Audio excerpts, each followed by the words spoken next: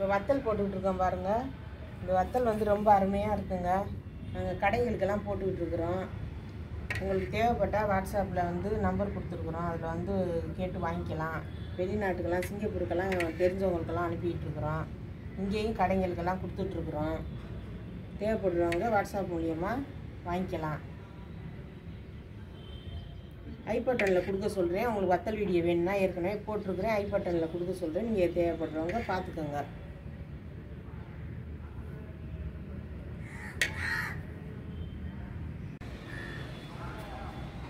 இது வந்து மல்லி செடிங்க. அது ரொம்ப நாளாக இருக்குதுங்க.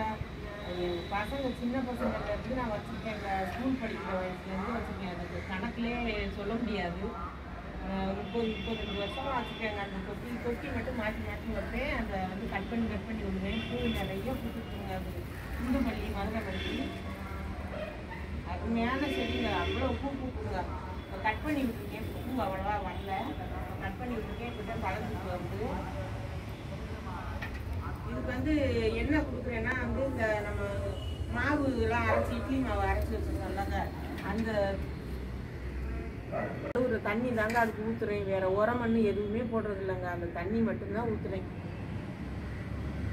அவ்வளோ பூ பூக்குதுங்க. இந்த செடியை எனக்கு தூக்கி போடவே மனசு இல்லைங்க. அதை ஒன்றும் காப்பாற்றிக்கிட்டே வர்றேங்க. நான் 40 வருஷமாக அரை வச்சுருக்குறேங்க. அது கிட்டத்தட்ட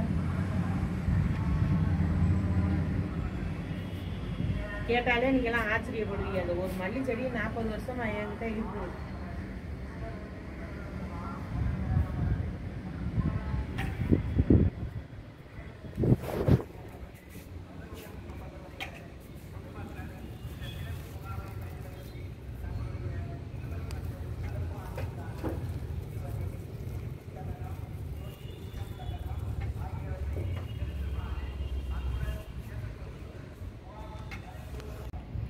இந்த வத்தல் வந்து 1/4 கிலோ, 1/2 கிலோ, 1 கிலோ கொடுத்துக்கிட்டு இருக்கோம். கடைங்களுக்கு கொடுத்துக்கிட்டு இருக்கோம். கேட்குறவங்களுக்கு கொடுத்துக்கிட்டு இருக்கோம்.